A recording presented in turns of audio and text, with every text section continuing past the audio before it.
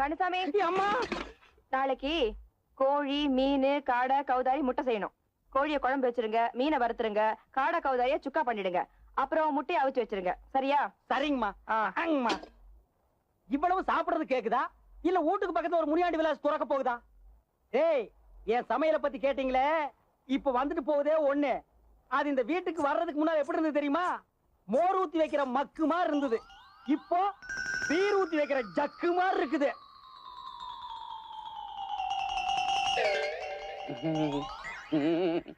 இன்னைக்கு பெரிய மனுஷியானது நந்தினியா நீயா? என்ன அழகு, என்ன அழகு. இஸ்திரி பொட்டி, இவனுக்கு வாசிக்கிறது கேட்டு நீ ஏமாந்துறாத. எப்பவுமே உண்மை பேசுற என்ன நம்பு.